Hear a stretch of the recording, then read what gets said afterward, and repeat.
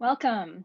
I'm Lee Winter Martin, class of 1999, and I have the great honor of being your MC this evening. This is one of a year-long series of events commemorating the 200th anniversary of the founding of the Williams College Society of Alumni. We're spending this bicentennial year not only celebrating and grappling with our past, but also examining our present and imagining our future. Together, we envision an inclusive society where all alumni feel they belong. Our event tonight is being recorded. Tonight, we explore the history of our Society of Alumni, traveling through the past 200 years and stopping for a visit at a few key eras of change.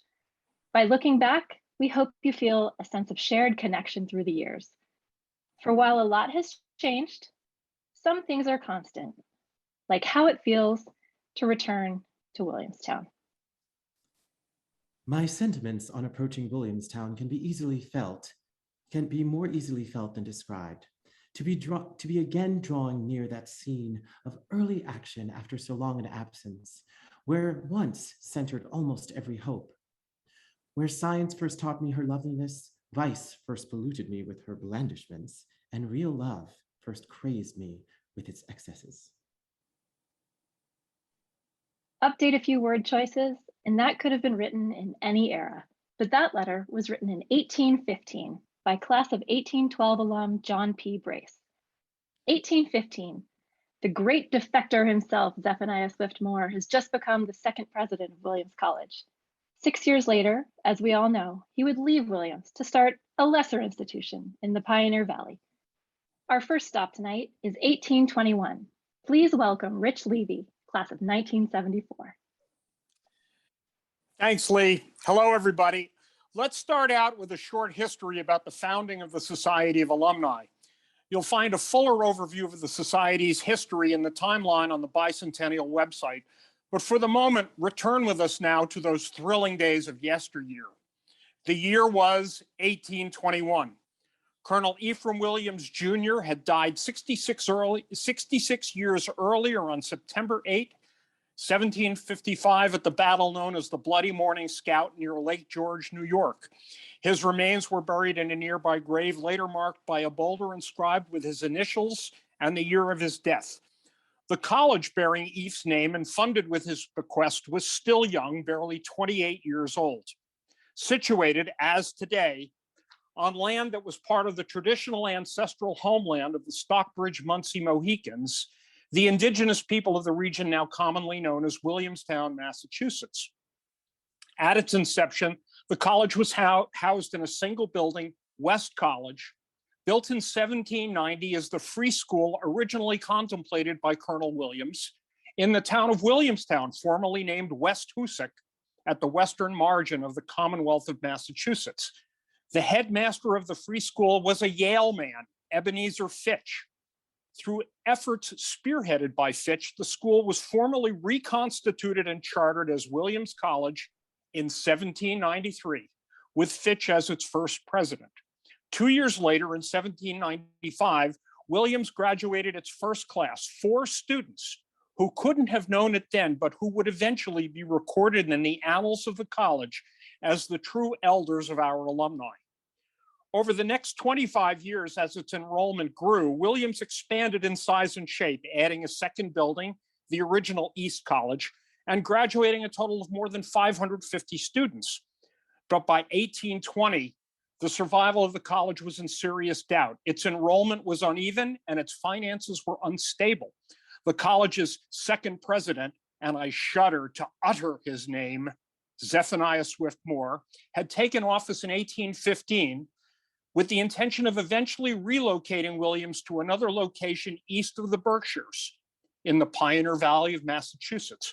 But the General Court of Massachusetts, the legislative body empowered to rule on a petition to change the college's charter, was of no mind to preside over the demise of Williams and rejected the proposal. And so by mid-1821, frustrated in his efforts to move the college and unwilling to face the prospect of another winter in what has become known as the Purple Valley, Moore had resigned and blown town, taking with him some 1/2 of Williams' students, some 1/2 of the faculty, and as legend has it, 1/2 of the college's library books to establish what EAFs and others have long since recognized as the junior-most institution of what was then the Little Two. But in committing his mammoth mistake of defecting from Williamstown to create a competing college, Moore had no idea of the forces he had unleashed, the power, pride, and perseverance of the alumni of Williams College. Two EAFs in particular realized the untapped potential of how alumni could be engaged to support the college in its moment of crisis. One, Emory Washburn, was a nephew of President Moore and had followed him from Dartmouth to Williams in 1815. In 1821, Washburn was barely 4 years removed from his own graduation from Williams in the class of 1817. The second noteworthy EAF in this endeavor was Daniel Noble, class of 1796, who was then the chairman of Williams' Board of Trustees. Fearing that Williams would founder, Washburn approached Noble with the idea of bringing Williams graduates together to form an alumni association dedicated to supporting the college.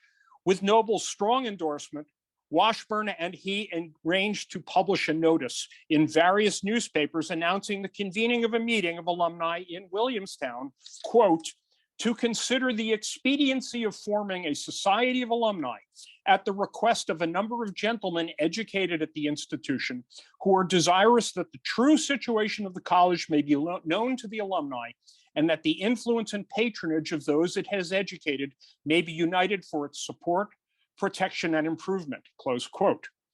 And so it was that the alumni answered the call and assembled in the college chapel on Wednesday morning, September 5th, 1821, commencement day at the college. Legend has it that approximately 1/4 of the then living alumni attended that meeting. Recent archival research indicates that the actual percentage was somewhat smaller, but that does not diminish the momentous step taken on that day by the 81 alumni in attendance. They resolved unanimously to establish the Society of Alumni of Williams College, now the oldest continuing college or university alumni association in the world. Let's look briefly at the Constitution they signed, the original of which still resides in the archives at Williams College. The preamble states that the purpose of the society is, quote, for the promotion of literature and good fellowship among ourselves and the better to advance the reputation and interests of our alma mater. Sound familiar? It should, because those words have endured verbatim for 200 years in the opening paragraph of each amended version of the Society's Constitution. Now let's look at several of its signers. Among those who take up a full 3 pages. They include several Williams notables. Daniel Noble, who in addition to chairing the college's Board of Trustees in 1821, was the very first graduate of Williams College to be appointed to the Board of Trustees in 1809.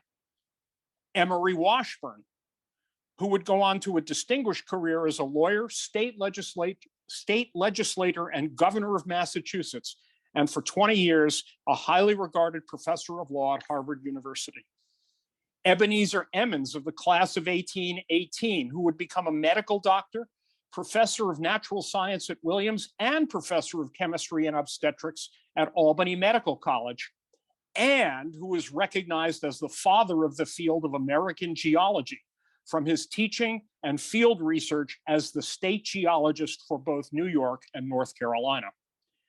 And of course, Asa Burbank, class of 1797, alphabetically the very first EAF to cross the Williams graduation stage upon completing a full 4-year course of study. At the 1821 meeting of alumni, Burbank was elected as the first president of the Society of Alumni.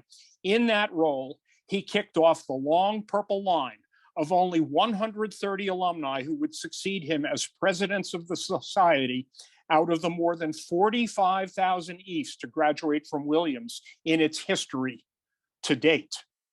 The Constitution also bears the signatures of recognizable family names that have helped shape Williams: Dewey, Perry, Sabin, Mills, and Fitch, just to name a few. Thus began the unbroken generations of alumni support of Williams College. The society was often running, never to look back, always to look ahead.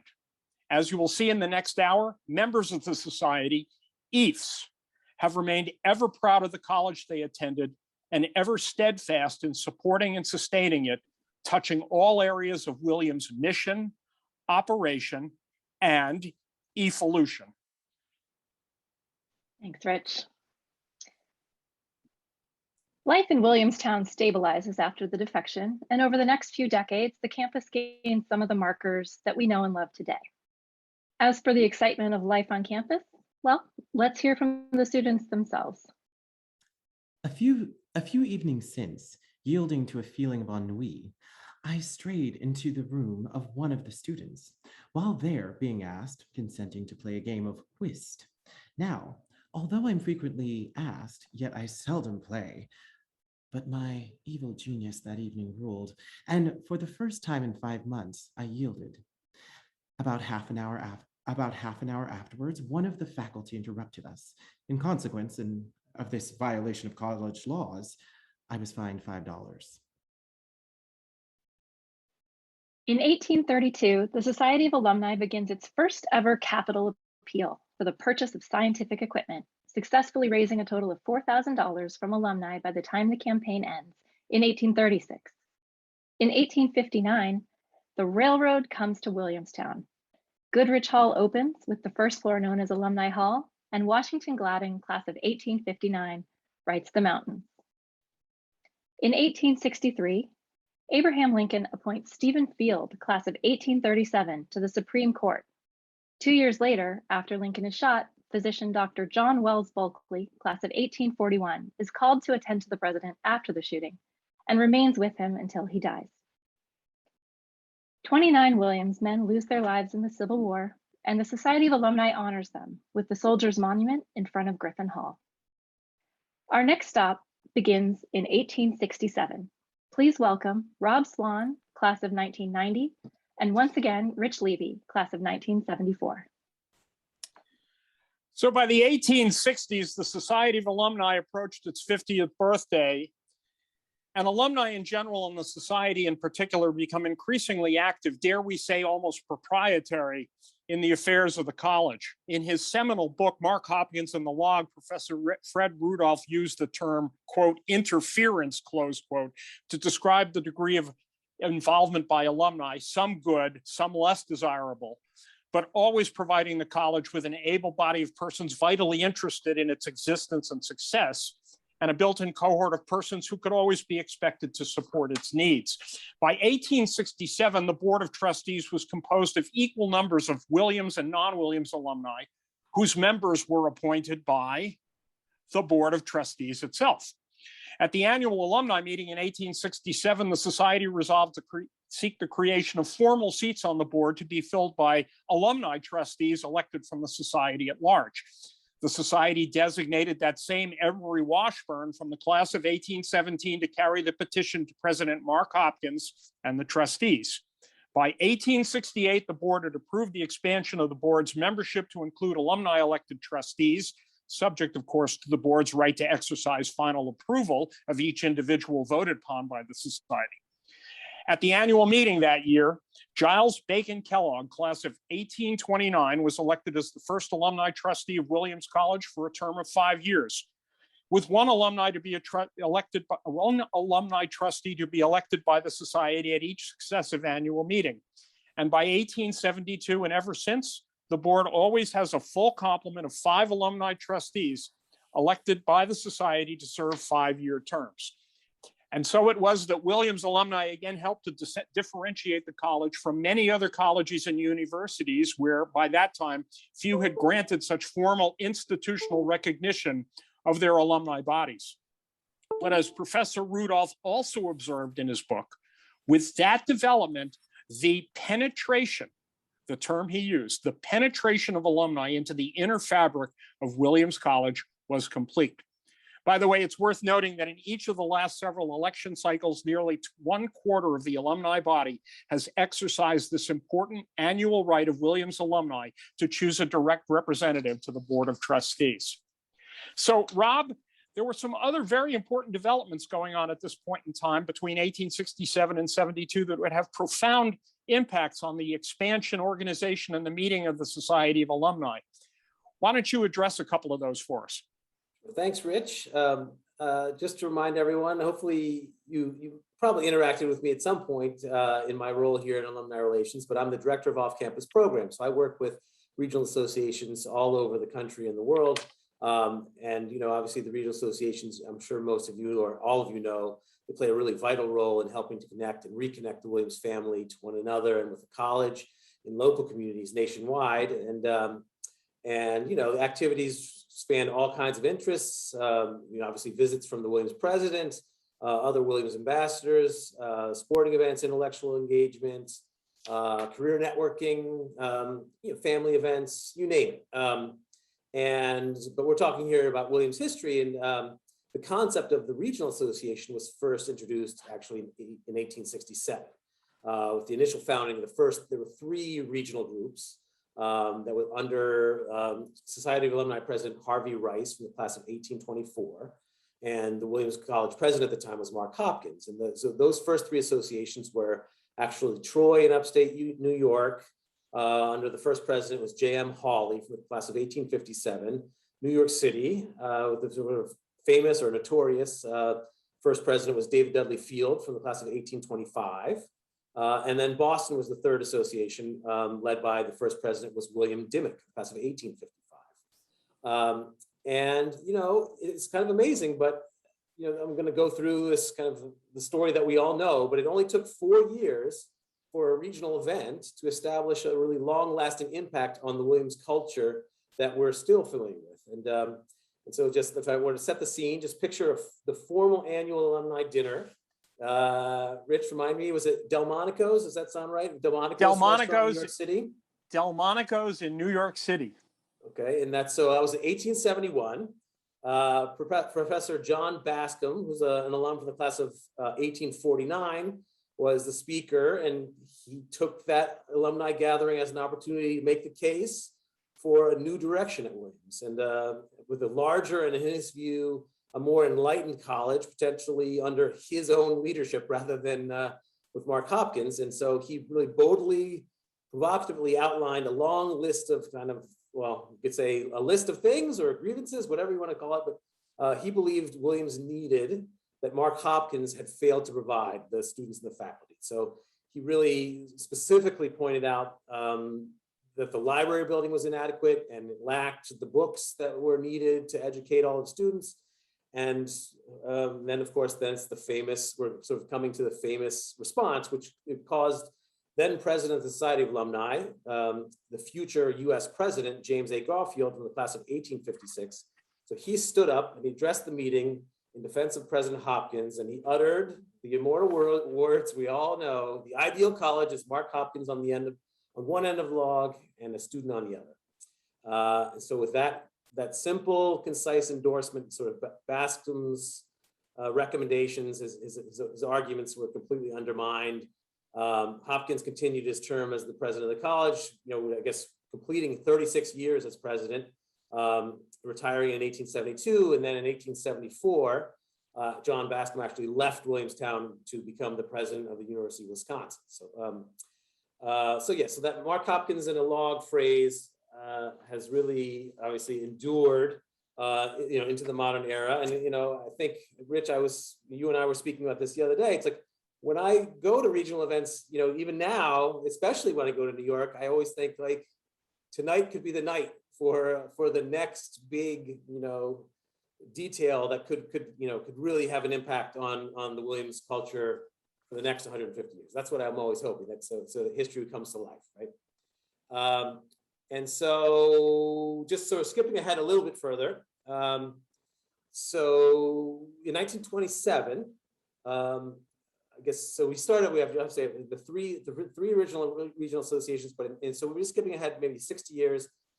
Still, 1/3 of all alumni lived in New York State. An additional 25% lived in Massachusetts.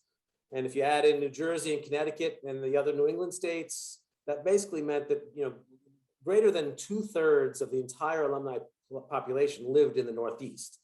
And so it was really, obviously a regional college and a regional alumni body at that time. But as the alumni community grew in number, and as EVES expanded and moved to other parts of the country, the need for local Williams connection became more and more important, and the earliest additional associations sort of expand concentrically outward from the Northeast. So heading out through New York State into Ohio, Chicago, Detroit, southwards down to Pennsylvania, mid-Atlantic. And ultimately by 1967, the regional association spanned like the full east-west breadth of America, but it didn't really cover like the Southeast and Florida or Texas. And so in the 1980s, I guess it was with the leadership of John Chandler and under Craig Lewis, the director of alumni relations at the time, they really wanted to make sure that they closed any gaps in terms of Williams as a national presence. And they really emphasized, expanding the regional associations to cover those areas. So they created 3 new associations in Texas and 2 in Arizona, like 4 in Florida, 1 in Atlanta, that kind of thing. And so basically we grew in number to larger than 60 associations at the time, and they were basically targeting to host 100 events a year all around the country. And yeah, so basically that it's the total number of associations has pretty much remained stable since then. We've expanded some internationally. I mean, as you might expect, Great Britain is the largest international association. When you get outside of the English-speaking world, we do have associations in Asia. We have a continental Europe association that really is structurally functional, but we only have a handful of EIFs in places like Rome and Paris and Madrid and in Germany. So we can try to put things together, but it's really it's a little bit large of a geographic area to cover. With lots of individual pockets, if we're trying to follow the model that we use elsewhere. But Morty Shapiro had great success. He went on an Asia trip in 2010, invited several Asian communities there.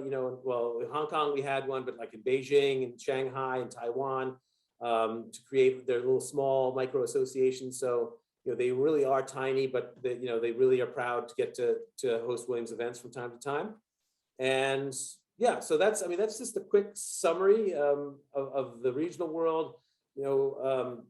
Alumni relations staff, we're excited to get to return to in-person events again, obviously, as the COVID guidelines allow. But I guess the difference going forward is, obviously we're going to go back to our traditional model of in-person gatherings, but we're also going to be able to continue to use virtual engagement. The strategy that we've employed over the last year and a half, we're going to continue using them so that even if you live somewhere not close to a lot of other Williams alumni or a large population center, that we're going to be able to reach you through virtual opportunities. So that's at least the hope and the plan. And so with that, Rich, let me throw back your way and talk a little bit more about coeducation, which was, it's obviously now it's such an essential part of the Williams experience. But it took a really long time to get there. So, what can you tell us about the history and the role of Society of Alumni in thinking about coeducation? So, Rob, it's really interesting. In the 19th century, in the early part of the 19th century, there had been occasional and informal musings in Williamstown and elsewhere about coeducating the college. But it was actually the Society of Alumni that undertook the first institutional hard look at the idea of admitting women to Williams. And it was at the 1871 annual meeting of the Society of Alumni, presided over by that same James A. Garfield as president of the society, that the same John Bascom, class of 1849, who Rob has pointed out, and it's true, was a noted activist among the members of the faculty. Bascom moved for the formation of a 5-member committee of the society to explore the question of coeducating Williams. The motion passed, the committee was formed and went to work. 1 year later, at the 1872 meeting, at the end of Garfield's term, the committee delivered its report to the society. But by a 3-2 split, the committee recommended against the idea of coeducation.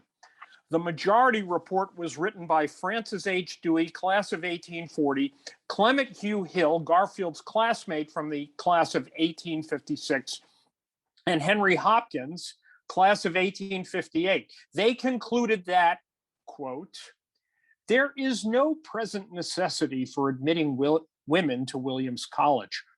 We think our college would do wisest if it postponed the further consideration of the subject to another generation, or at least until the new system has been fully tried and is more generally accepted, close quote. In their very spirited dissent, however, Professor Bascom and famous Williams alumnus David Dudley Field, class of 1825, put the matter this way, quote, because we have abundance of room and need to justify our being by larger service, because the few who would at first come to us could unite themselves to the community in the college, above all because it is good and progressive work, and it has been our wont to seek and perform such labors, because it is in the line of missionary moral spirit that hitherto pervaded our action. We should coeducate. It would take 98 years for Williams to see the wisdom of the dissenters' vision and for the fruits of coeducation to be fully realized by the college and the society. But we are indeed much better for it. You'll hear more later in the program from several individuals who are on the scene for the actual implementation of coeducation in 1969 and 1970. Lee, I'll turn it back to you. So as we move through the remainder of the 19th century, alums who would leave indelible marks on our future pass through first as students, as they always do. Let's check back in with life on campus. The antics have evolved from getting caught playing cards. You are hereby notified that owing to chapel repairs, the winter term will commence January 30th instead of January 16th, as stated in the catalog, per order faculty O.M. Fernald, Secretary of Faculty. Except then President Chadbourn's official summons had stated emphatically that the term will open the 16th at 9 a.m. The explanation of seeming mystery is that some clever scallywag of a student learned the delay in the chapel repairs and mailed notices printed in approved faculty format to all students, many of whom left their homes immediately for out-of-the-way places, one even sailing for Bermuda. In 1881, James A. Garfield, class of 1856, becomes the 20th president of the United States of America. Then on July 2nd, he is shot en route to his 25th reunion at Williams and tragically dies several months later due to unsanitary practices that lead to infection and sepsis. In 1883, Williams establishes quinquennial on-campus alumni gatherings. More on that tradition soon. In 1889, Gaius Charles Boleyn graduates and becomes the first Black member of the Society of Alumni. I have never forgotten that I'm a Williams man, and if there's any one thing in the world which I'm proud of, almost, to foolishness, it is that fact. In 1902, the Williams College Alumni Athletic Association is established to form a closer association between the undergraduates and the alumni in connection with athletic matters. And following a positive response and increased alumni interest, in February 1909, Talcott Minor Banks, class of 1890, sends out the first issue of the Alumni Review, published by the Alumni Athletic Association. The class notes in that first issue were a page and a half. What an epic tradition would grow from there. Our next stop is 1909. Please welcome Wally Bernheimer, class of 1961, joined by yours truly, Lee Winter Martin, class of 1999. So this is a really fascinating decade to me because we have so many Williams alumni traditions that are either getting started or hitting their stride. And then we have World War I. And throughout the decade, both before and after the war, we see a tremendous coming together of alumni. We talked just a little bit about the Alumni Review a minute ago. It's growing, the cost of which is covered by a $1 annual subscription and some advertising. One fun fact is Fortune magazine took out a full page ad for its inaugural issue in the review. And it grows to the point that the Society of Alumni officially takes it over in 1916. The other tradition that I believe so many of us know and love is that of reunions. And the term reunion first appears in society meeting minutes in 1911. And the first reunion attendance cup is awarded in 1913. The class of 1908, back for their 5th reunion and dressed as pirates, they take the cup that first year.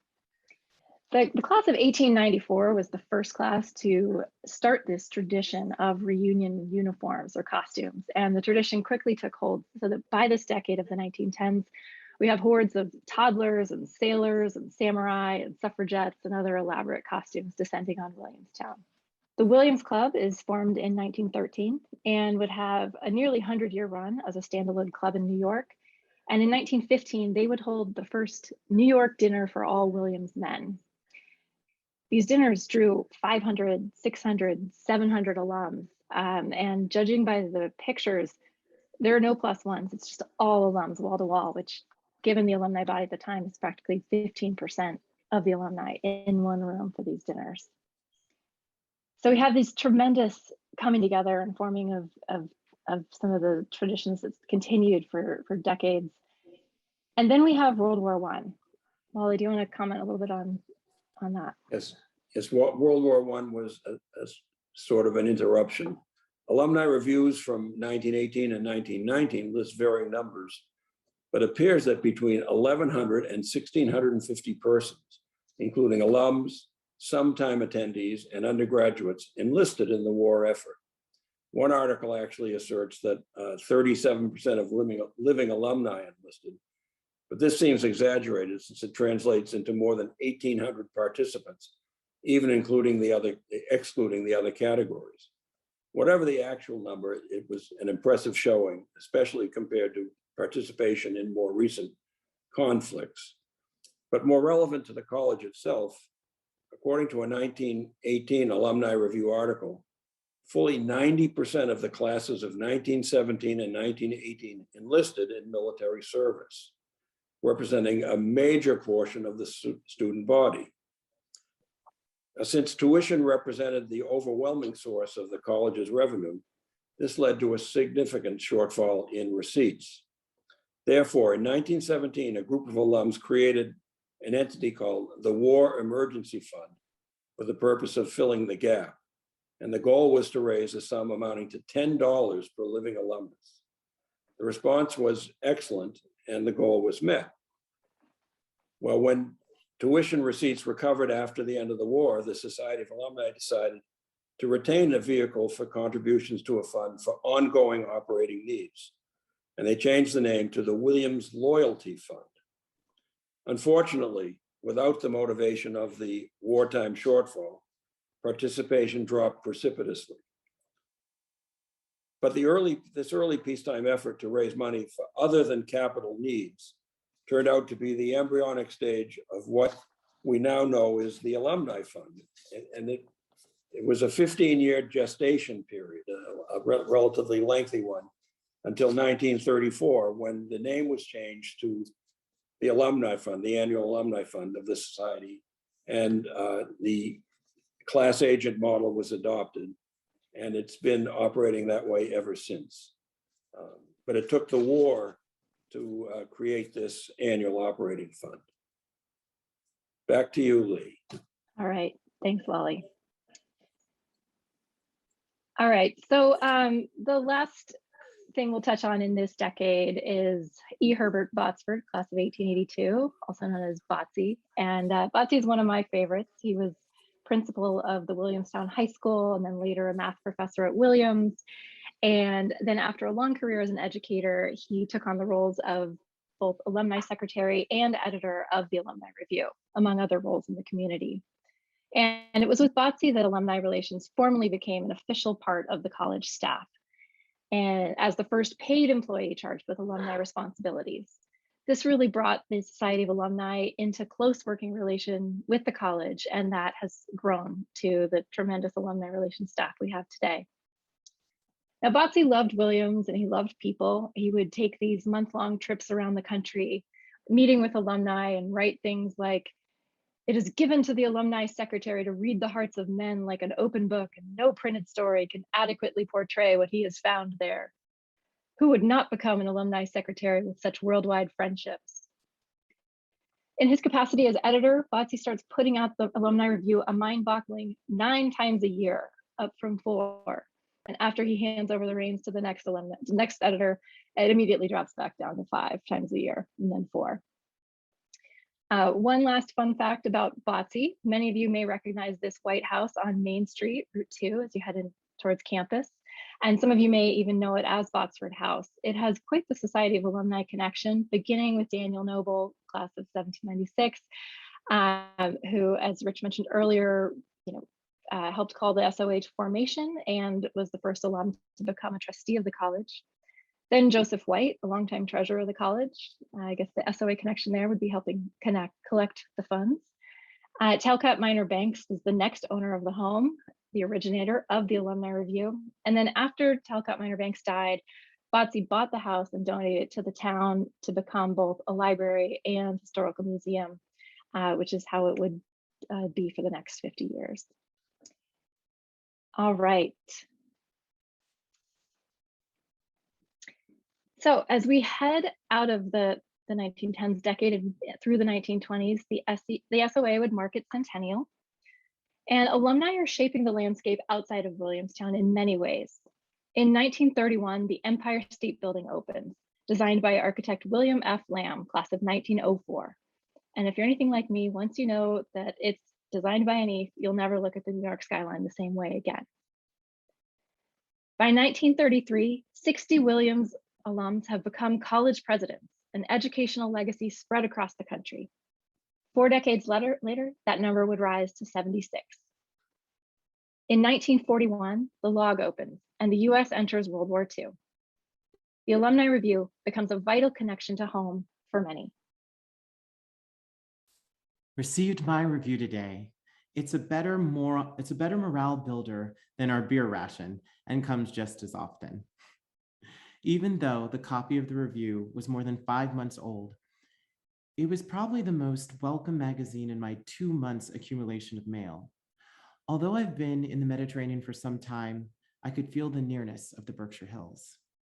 Please, Ted, as I know you will, do all that you can to keep the review in publication. More than 3,700 Williams people serve and 118 lose their lives. In 1946, 1,500 alumni veterans attend a World War II victory celebration in Williamstown. After the war, alumni fund participation begins to increase significantly, surpassing 50% for the first time in 1957. And in 1961, reunions, formerly celebrated during commencement weekend, are given a separate weekend of their own. We've arrived in the 1960s. Please welcome Wally Bernheimer, class of 1961, joined tonight by a few legends. Bruce Grinnell, class of 1962, Phil Smith, class of 1955, and Nancy McIntyre, former assistant dean of Williams College.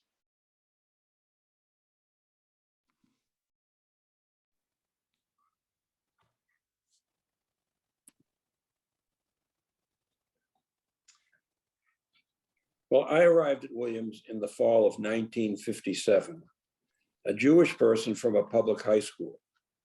In short, I was a representative of what the Williams administration at that time considered to be diversity. Our class, 1961, also contained 2 Black persons and was about 12% Jewish. More important, it was the very first class at Williams with more than 50% of its members entering from public schools.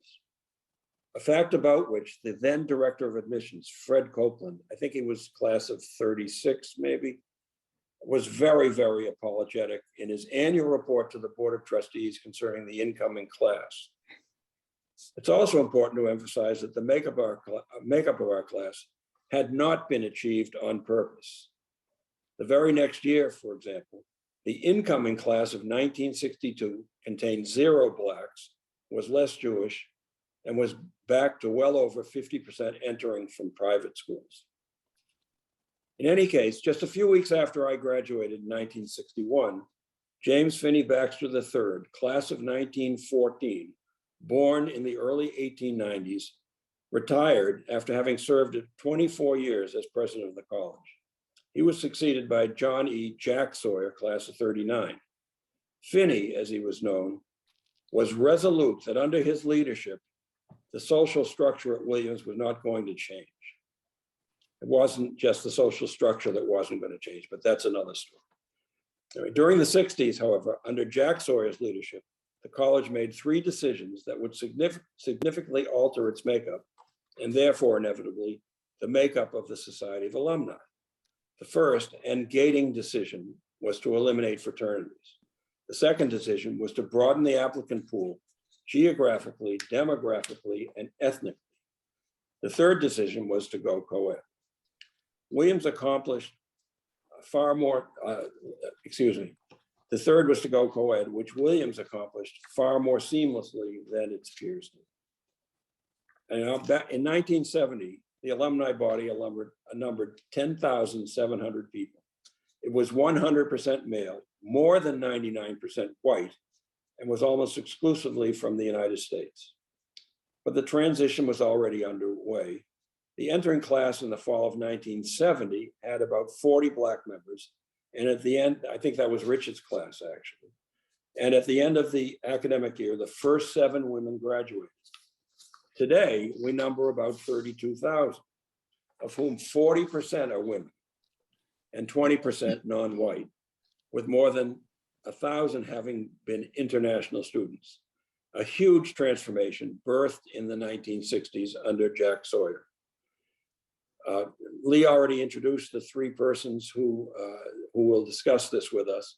Bruce Grinnell, class of 62, whose initiative in the spring of 1961 was instrumental regarding the fraternity situation. Phil Smith, 55, joined the admissions office in 1959 and served full-time till 1999 and did some part-time work thereafter. And Nancy McIntyre came to Williams from Radcliffe in 1970 to serve as assistant and subsequently associate dean, and was later instrumental in the president's office. But she was vital to the successful implementation of the coeducation effort. I'm going to go chronologically in terms of decision, starting with Bruce and the crucial move to eliminate fraternities. Bruce, can you describe the circumstances that led you to initiate what's known as the Grinnell Petition, the legendary Grinnell Petition? And how did President Baxter and Sawyer and the trustees deal with it? In the spring of 1961, I was the president of the Alpha Delta Phi fraternity. And as you all know, we had very few foreign students at Williams at the time. The few that we did have were assigned to fraternities so that they would have some social life while they were here. We, the ADs, had been assigned a student whose family came from North Korea to South Korea to this country during the Korean War. A young man by the name of Myung-Koo An was assigned to our fraternity, and he was every bit as much of a, quote, brother at the fraternity as all my other fraternity mates. Fraternities were independent and self-sufficient, had to hire cooks and buy their own food and do a fair amount of the ordinary work in keeping a fraternity. Some of the chores fell to the students, like raking leaves and washing windows and so on. And when you asked for student help on that, you usually got the same 3 or 4 people helping all the time. But invariably Myung-Koo An showed up. And it came apparent to a couple of us who said, well, why is he just a social member? Let's make him a full member of the fraternity. So on the April 1961 fraternity meeting, one of the items was on the agenda was the full membership of Myung-Koo An. And when we took a vote, it was the first time that I realized, I obviously hadn't read the bylaws of the AD fraternity, but we had something called the butter clause, not an outright blackball, but a butter. If 3 people stood up and said, I can't live with this person, that was it. He couldn't make it. And 3 people at the house did stand up, and Myung-Koo An was buttered. And it was a devastating night. I remember going back to the freshman quad to speak with other junior advisors to find out whether incidents like this happened in other fraternities. And surprisingly, I was told they did, but no one ever heard of it. That began a meeting of a group of people who took seriously these kinds of forms of outright discrimination and decided to try to do something about it. The first meeting turned up about, I think, 15 or 20 of us, and then the second meeting where the petition was produced turned up about 40. The third meeting turned up people who had heard about the previous two meetings, and it was a good debate between people who were pro-fraternity and those who thought we should move on. That petition, believe it or not, out of a class of 1,200 approximately, 300 of whom were freshmen and couldn't join fraternities, so approximately 900 students, we got actually 46 signatures on that petition. But we submitted it to Finney in May on a Thursday. He gave it back to us on a Monday with a comment that I arrived with 15 fraternities. I'm leaving with 15 fraternities. I think we were all obviously disappointed and thought it was a good try. Exams were coming up and summer vacation, so we thought this was the end of it. On July 14th of that year, I got a call from Kay O'Connell in the president's office asking me if I could come up and meet with Jack Sawyer. And so I drove up from Northampton and we sat in his office and we discussed what had been going on at Williams. And he said, well, I've formed a committee to look into this. J.B. Angevine is going to be the chairman of the committee. He says, I've only put 2 undergraduates on it. You're on the committee and there's one he was in the fraternity, but he didn't sign a petition.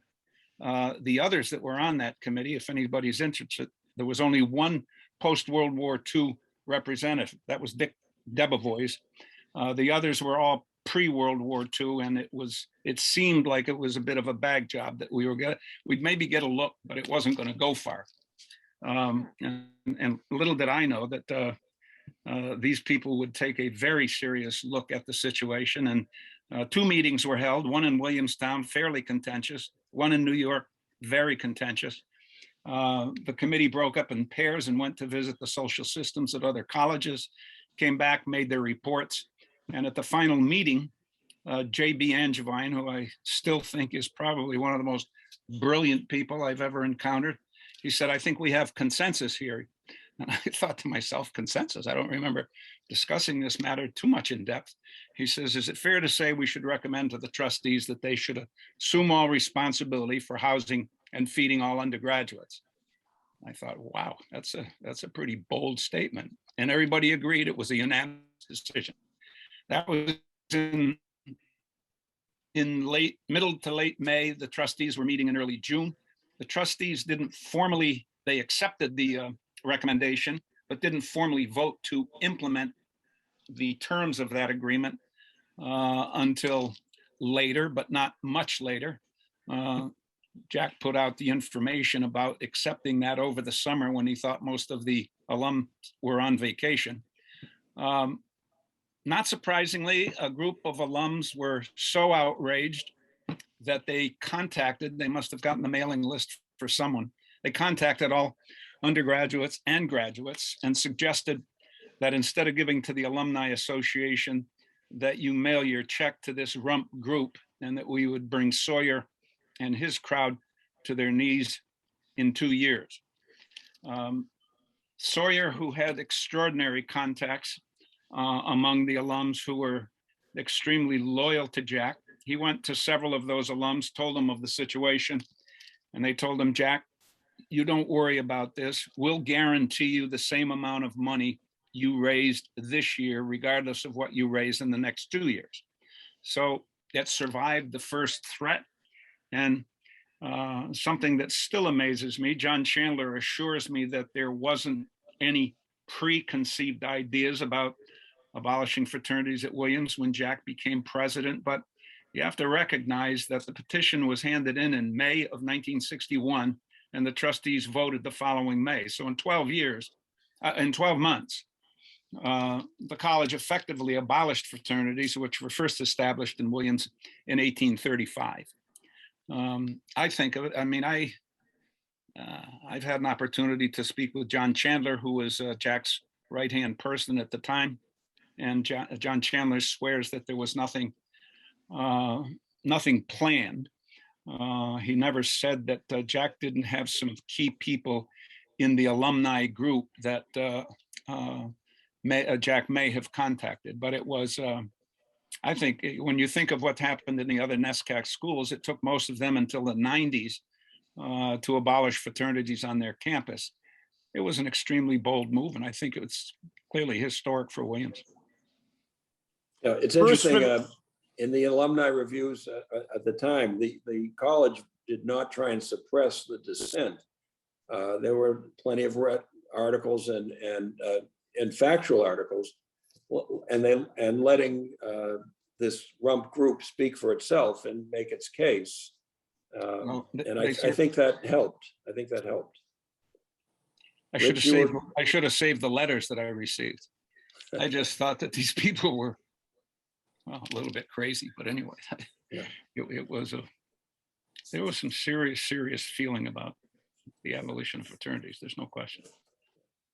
Bruce, for our younger participants in this program, the AD house is now known as which house? As the Perry House. Yeah. Well, as I said, I believe that Bruce's petition led to the gating decision, the decision that made everything else go more smoothly after it. The second decision was to basically to diversify the undergraduate student body, to broaden the applicant pool and bring in a much broader group. And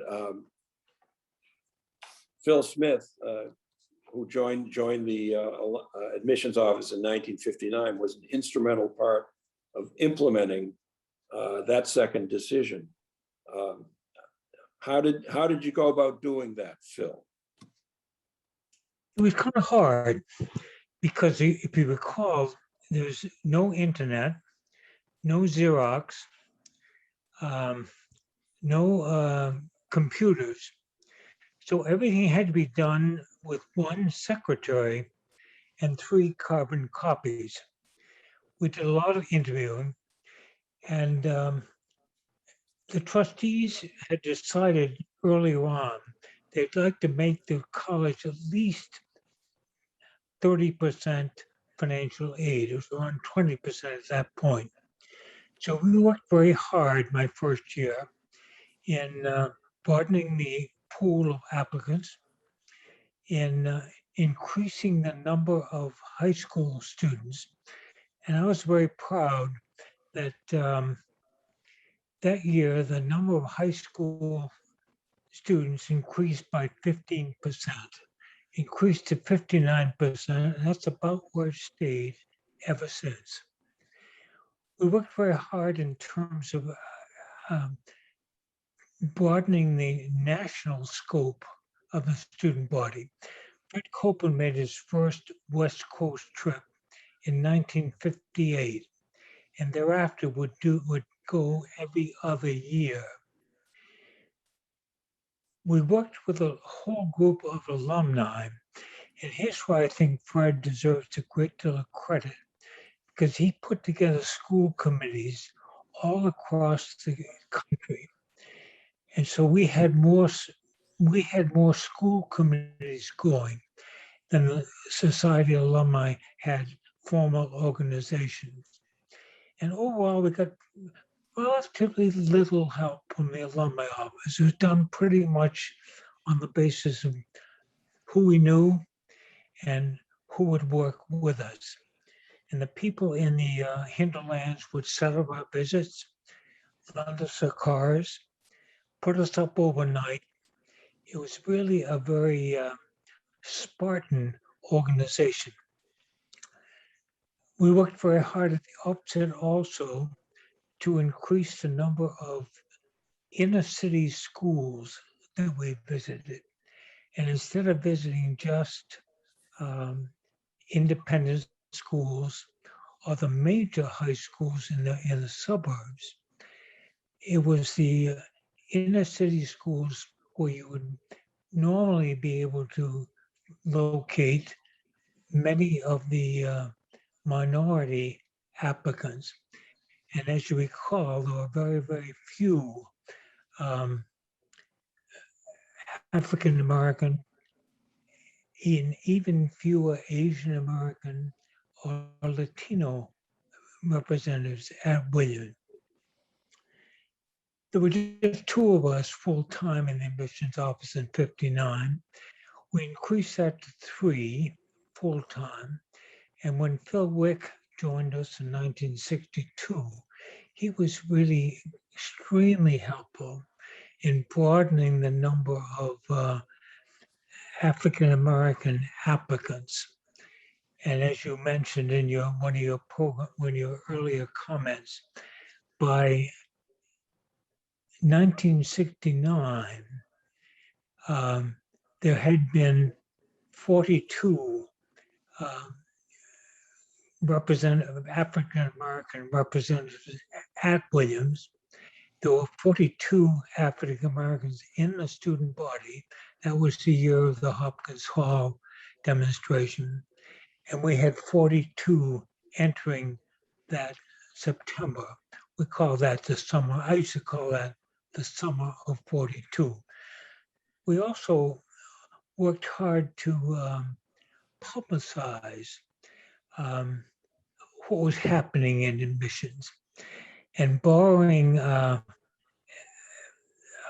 tack from Mount Holyoke, we printed up a profile, and most colleges didn't do that. How many applied, where they were from, who was admitted. It was all a state secret when I began working in admission.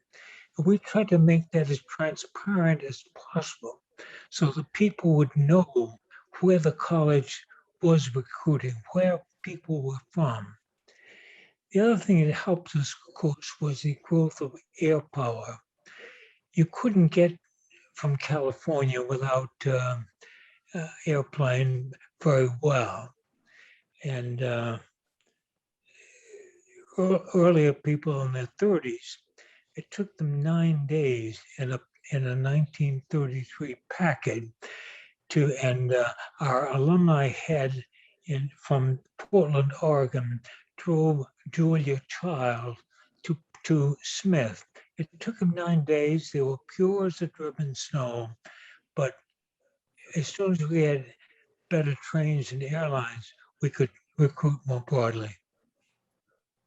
Phil, getting a little ahead of ourselves, I haven't talked to Nancy yet, but what changes did you make, or if any, when you had to recruit women, when you had to start interviewing women, and it was 3 males in the office?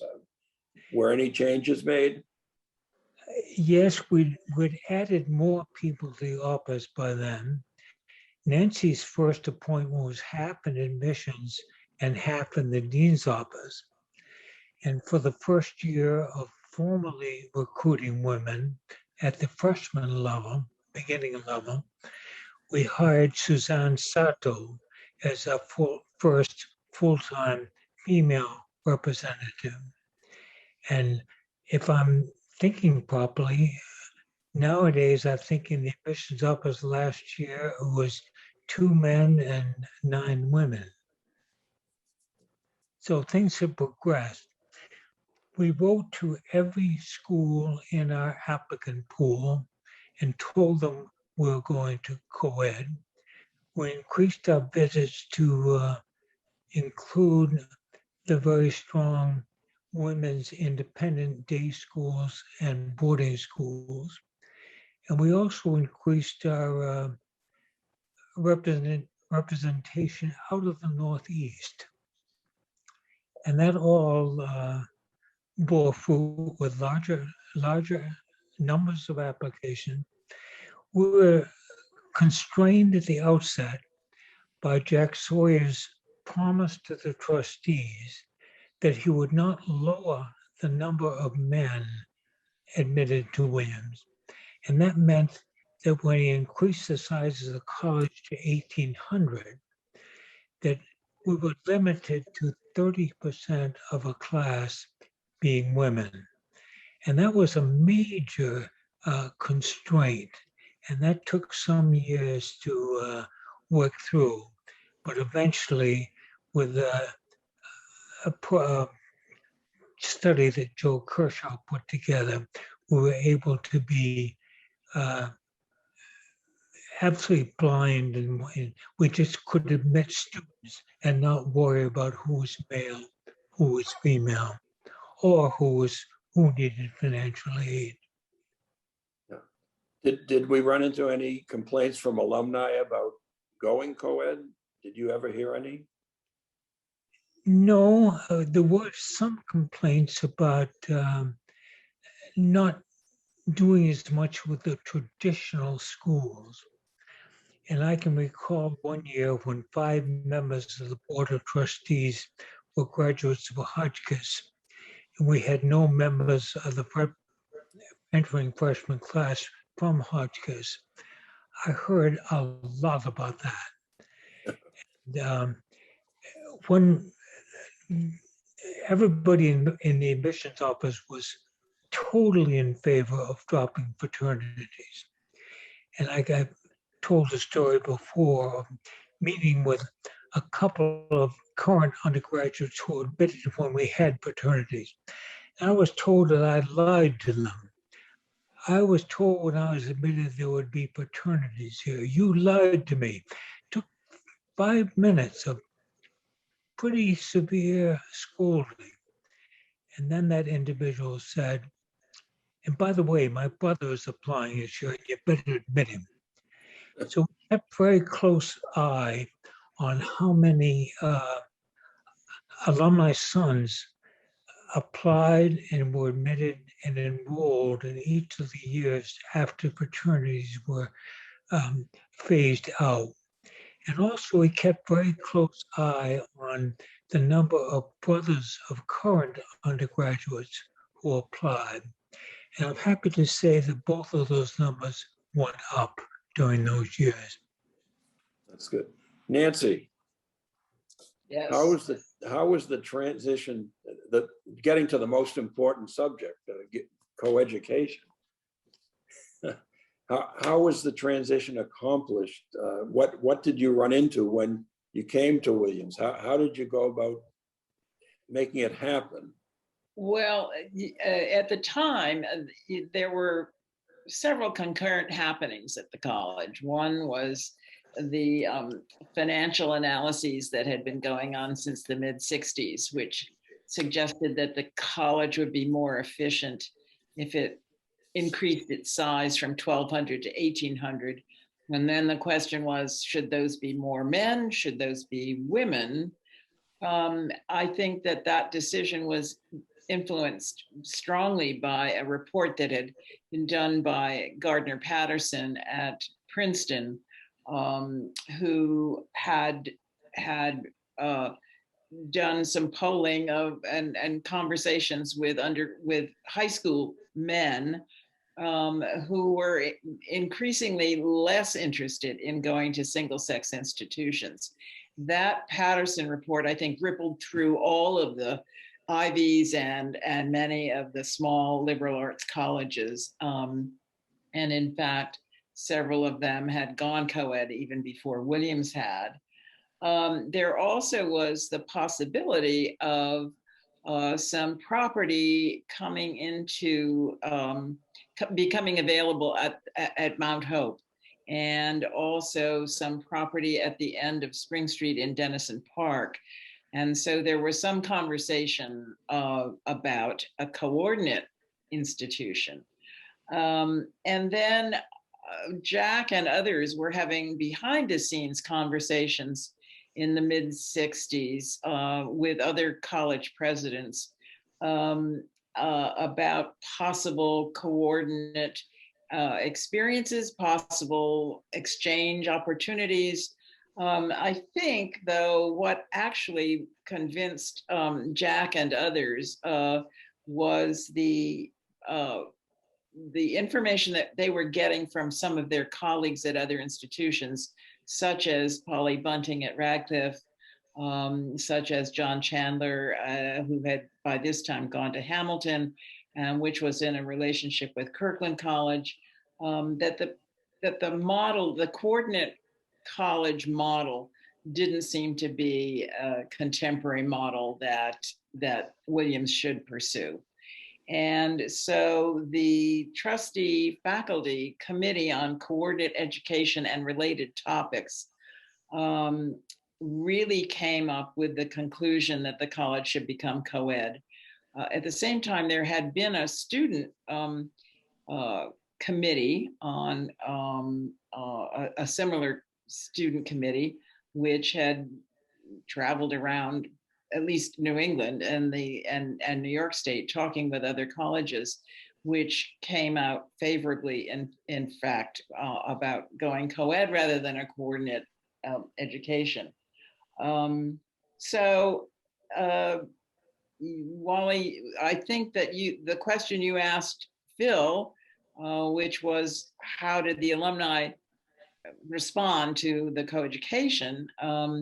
It seemed to me the decision to eliminate fraternities was a great decision that preceded the decision to go co-ed.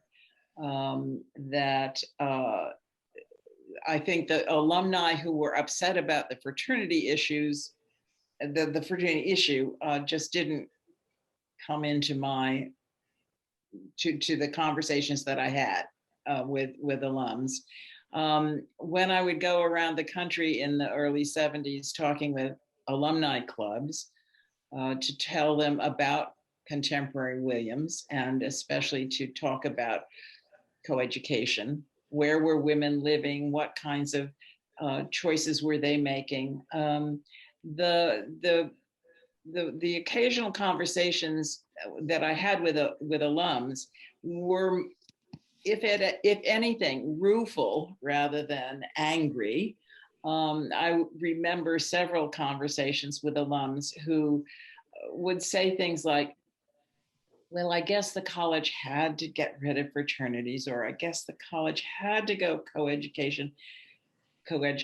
And it was, to me, a kind of light bulb moment when they then said, oh, and that means that Sally can go to Williams, or my next door neighbor's daughter can come to Williams. And they were, on the whole, at least those that I had conversations with, were so positive about Williams that they were delighted that their female daughters or nieces or neighbors could come to the college. And that was mostly the kind of conversations that I had with alums. As far as the response for current undergraduate men at that time, the male students who had many of whom had entered, assuming it was an all-male institution. I wasn't here when the decision had been made and announced to the student body, but I do know that in the first few years of coeducation, there were a few residential houses that were less than courteous to women. What we had done, which I think probably was a mistake, was to assume that all of the residential houses should be coeducational, and those women who lived in some of the small houses like a Dowdy and Lambert and Susie were in such small numbers that when we divided them up into having some of the women go to be members of the fort or of AGARD, they were in such small numbers that it was not comfortable for them to be in those settings. So I think that Williams was so successful because it had the full support of the faculty and not alumni opposition as institutions like Dartmouth and Princeton had faced. In fact, I think at both Dartmouth and Princeton, there became viable alternative alumni associations, including alumni reviews. In fact, I think those have gone by the wayside, but Williams, as far as I know, never faced that kind of faculty / alumni resistance to coeducation. And the fraternity issue was certainly one of the ways in which it became so much smoother at Williams.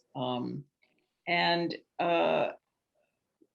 remember also that Williams, one of the things that surprised me about Amherst when they were dithering about whether to go co-ed, and they called upon some of us to come and talk with them about issues that we faced, and they were particularly concerned about alumni response or loss of alumni response. And what I tried to point out to them was that they were going to re-engage, some of these major decisions were going to re-engage Williams alums in ways that would be positive to the institution.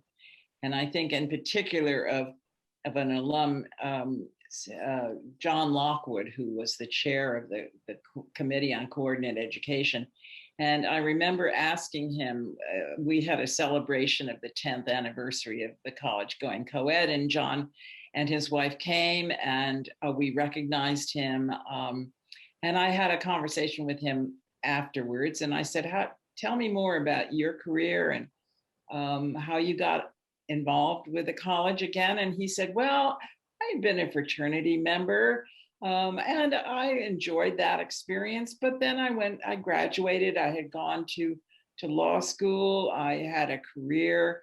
I didn't think much about Williams one way or the other, frankly. I gave probably, he said. But when Jack Sawyer and others were initiating change at the college, that got John Lockwood, along with other alums, re-engaged in the college in positive ways. And I think Jack was very smart in the way in which he was able to identify alums and re-engage them in ways and use them in leadership positions. And I think that was all very positive for the institution. Well, that's great. That's a great story, and also a great segue to return to Lee and moving on from the 60s. Lee, it's back to you.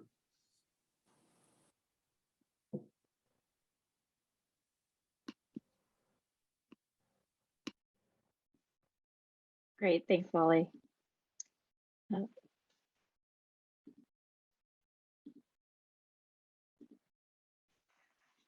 All right, so as the student body diversifies, so does the alumni body. And to help build community, alumni affinity networks form, beginning with the Williams Black Alumni Association, or WBAN, in 1982. And then the Williams Gay and Lesbian Alumni Association, later known as BiGALA, and today known as BiGLADA, in 1987. The impact of these networks rippled through the decades, both forward to where we are today, but also backward, helping re-engage disengaged alums and helping people reconnect with Williams and with each other. Here's class of 1942 alum Felix Smith.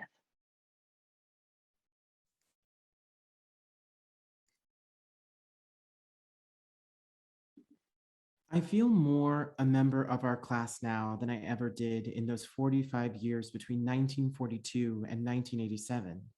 In 1987 came the formation of Williams BiGALA. I'm the only member from the older classes, of course, and the rest are from the 60s and later. Felix Smith, class of 1942. And another letter from Tracy Andres, class of 1984. I myself had not attended any Williams alumni function until the Black Alumni Network sponsored a reception at the Williams Club last June. Because of that function, I became convinced that I should get back up to Williams College proper. The alumni conference came just in time, as it were. Our last stop tonight explores the ways we connect and find belonging. Please welcome Paula Moore Tabor, class of 1976, and Juan Baena, class of 2006. Joined by Rob Swan, class of 1990. Thanks, Lee. Thanks so much, Paula and Juan, for joining us. I guess if I could just maybe jump in, Paula, and ask you. I know you started in the alumni relations office in the '90s, and the alumni networks had been founded, I think, a little bit earlier in the '80s. But maybe can you just describe, how the networks end up coming together, just the process, and sort of how important of a change it was in alumni relations as a whole? Sure. Can you hear me, Rob? I can't get my video. I can hear up. you, sure. We can hear you, no problem. I think that time was very exciting, actually. I graduated in 1976, and I remember being invited back to campus perhaps 8 years after I graduated to meet the young Black students on campus. So really, this was my first foray into mentoring or speaking to young students. Sorry, I'm distracted about getting this on. Oh, darn. So anyway, I thoroughly enjoyed that, and there was some excitement in the air with the students and talking about their experiences at Williams. I returned to work in the alumni office at Williams in 1992. By that time, thanks to Robin Powell and Byron Walker, classmates of 1982, the Black Alumni Network was pretty robust. They had invited Black alumni back to campus, as was my experience. And they had been doing that for, a couple of years to make it something that students looked forward to. So when I arrived, because WeBand was so robust, the Latino network and the Latino students and Asian students wanted something similar. And in 1992, the Asian Alumni Network, as well as the Latino Alumni Network, was formed. And I remember going back and forth to New York to meet with the networks regularly.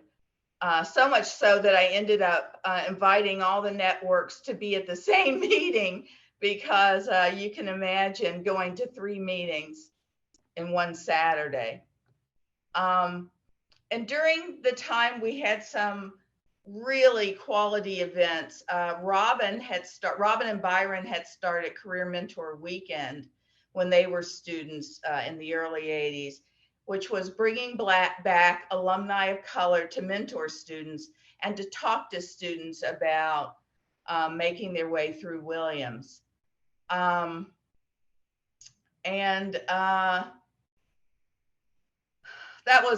was exciting. And I'm getting so distracted by this video. I'm so sorry. No, don't worry about it. So, but Paul, let me okay. just alternate between maybe you and Juan, and sort of give Juan a chance. I mean, in terms of Juan, is there anything that you'd like to add in terms I know you joined the office in 06, or was that 06, 07? 07, I think. So Juan, if there's anything in terms of like the modern era, the evolution of the traditions over time that maybe you could call attention to? Well, I think much of what I experienced as a student, I came into Williams in 2002. I had to give a huge shout out to Phil Smith, class of 55, who rushed me the application. So I had to do it. But what I would say is that, especially, at the time of the early 2000s, Williams was really making some very intentional efforts around diversification of the student body, especially around race and ethnic components. So at that time, I would say in the time I've occupied the space of Williams as a student and staying, working as an alum here at Alumni Relations, I think that in many ways, the student experience and the sense of issues that are happening around activism, for example, for me, WLAN and the Latina studies establishment of that program was very tight from when I was a student, and connected to a lot of the alums who were part of WLAN in many ways. The networks in many ways foster a sense of connection for the kind of advocacy and creating space for belonging in the institution. So besides providing space outside for alumni to commune with each other as a community, right, and have those moments, the networks in many ways were also pivotal in providing a space for connection among the issues of the day for current students, because those issues kept evolving and some of them kept happening for a period of 20, 30 years. And in the case of WLAN, and its sort of tie-in with the Latina studies sort of movement for that program, that ended up being sort of a almost 15, 20-year struggle, right, in many ways. I would say in the experience of the networks for me coming into the office, there's been more of that intersectionality. And for me, that was Career Mentor Weekend. I think Paula mentioned that, where as a student, and then as we celebrated the last Career Mentor Weekend for its 25th anniversary in 2008, it was a great convergence of the networks coming together and being able to provide that point of connection among generations and different students as well.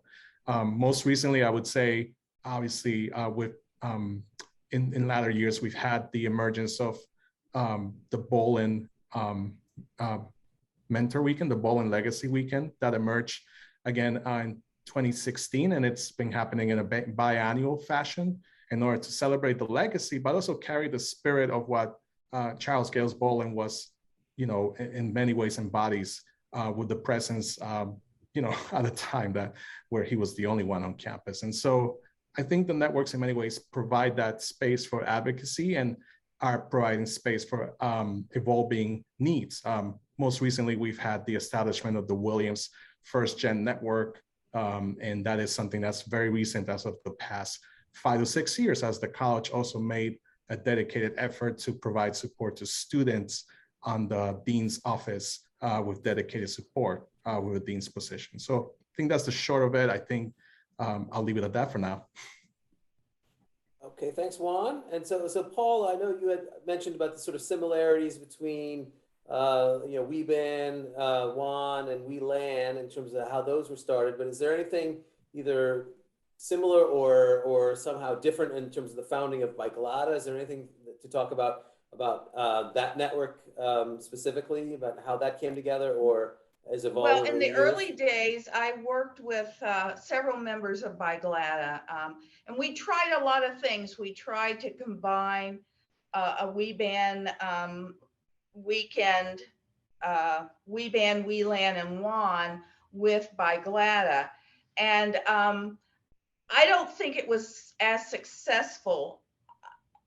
I don't know why, only to say that the first try was a little rusty. I think we tried it again and there were a lot more students involved. And you really do need the involvement of students to make these weekends successful. And I think it was tried again and it was successful, bringing together Bicolata alumni. So that was my experience with Bicolata. And then Juan, I think you took over. I took somewhere over in the middle there. Yeah, I think in 2007, I had the pleasure of working with the Bicolata board for the next 5 years after that.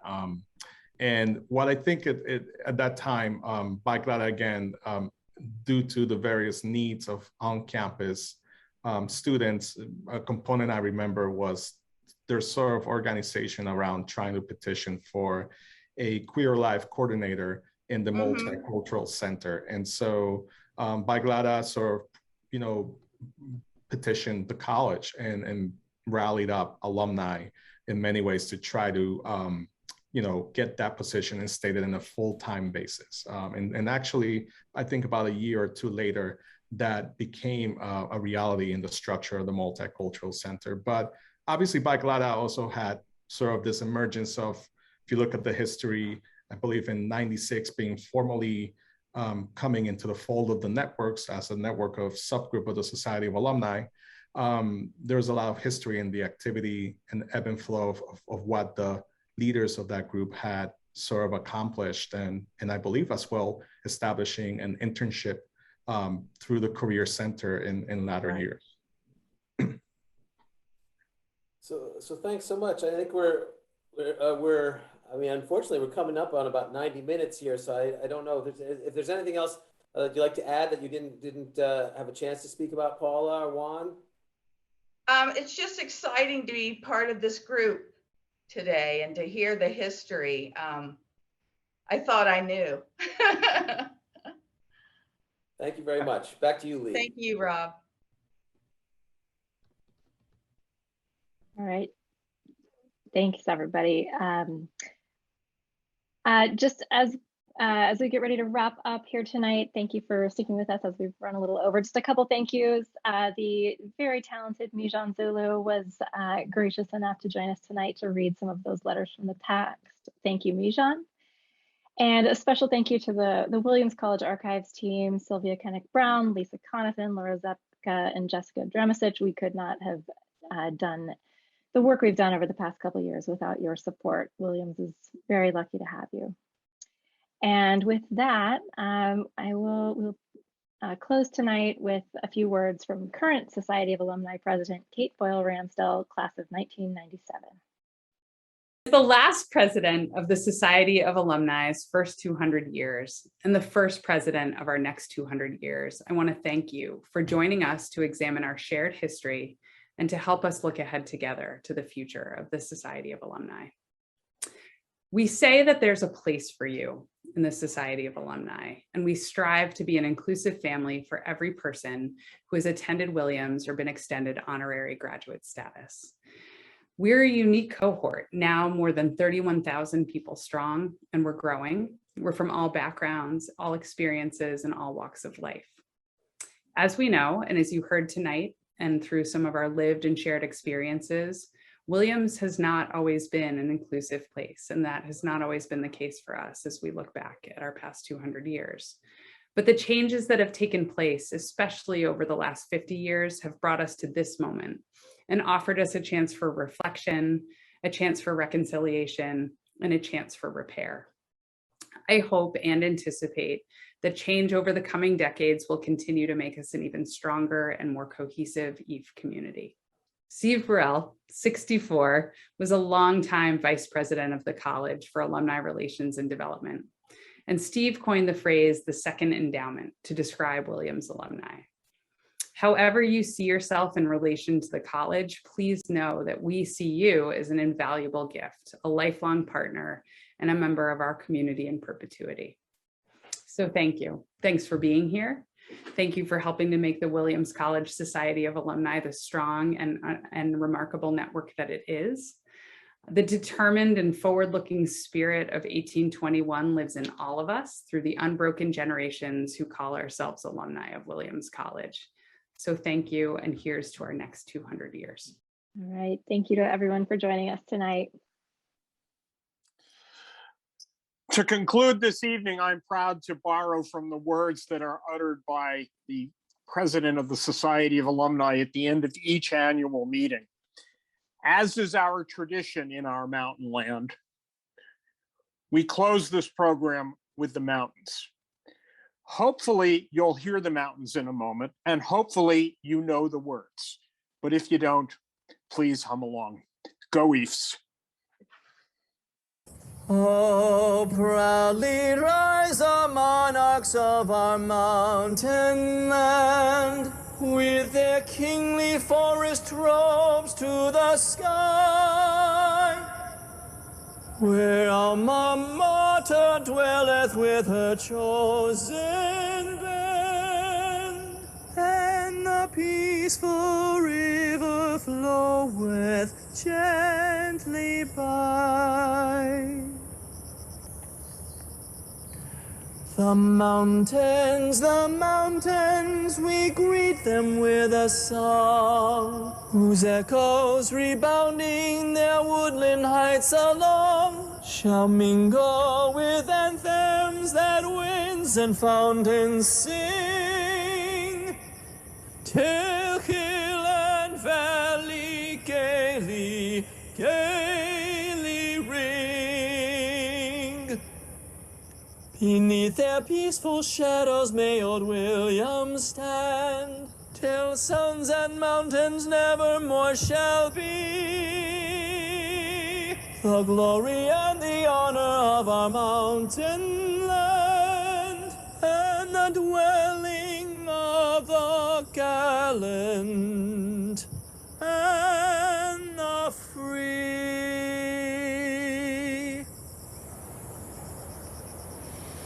The mountains, we greet them with a song, whose echoes rebounding their woodland heights along shall mingle with anthems that winds and fountains sing, till